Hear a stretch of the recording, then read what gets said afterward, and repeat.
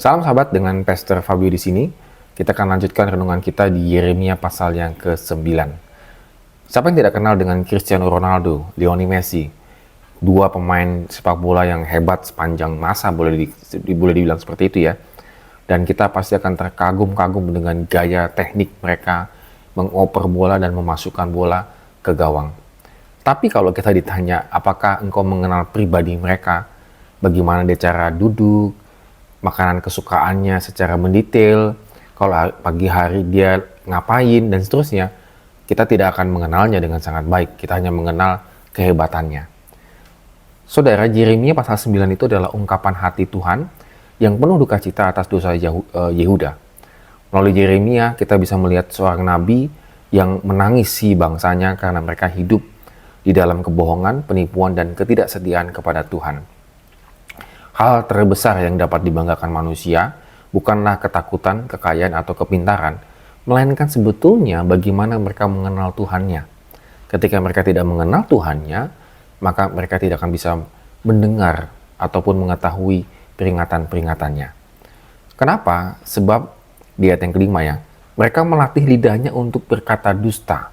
Jadi mereka itu merusak hubungan mereka dengan Tuhan dan sesamanya tuh dengan berkata dusta. Yehuda dipenuhi kebohongan, tipu daya, dan pengkhianatan.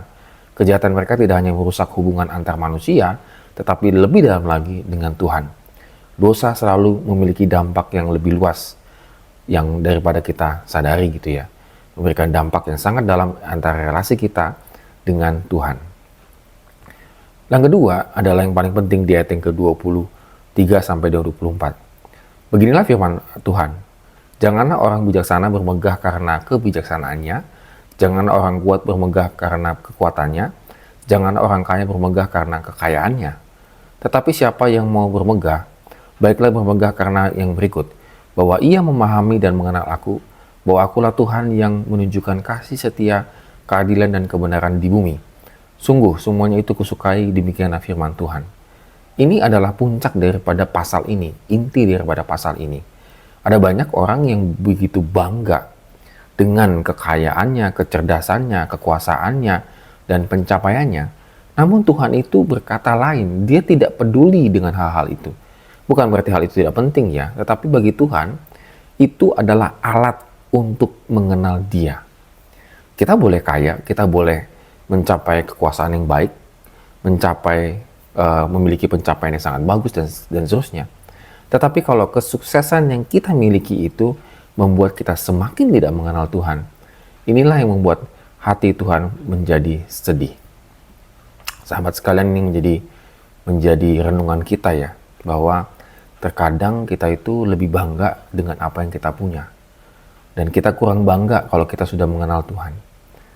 Sementara hati Tuhan adalah yang paling penting adalah ketika engkau mengenal aku. Ketika engkau mengenal aku, maka engkau akan mengetahui apa yang kumaksudkan, rancangan-rancangan yang indah di dalam kehidupanmu. Mari sahabat, kita renungkan firman Tuhan pada hari ini.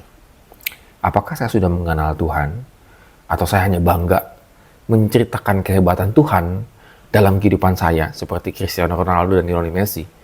Tapi sebenarnya kalau ditanya apakah engkau mengenal Tuhan secara pribadi, mungkin kita akan menjadi geleng-geleng kepala. Nggak tahu. Apakah kita mampu mengenal suara Tuhan yang kita bisa bedakan dari suara dunia ini atau tidak?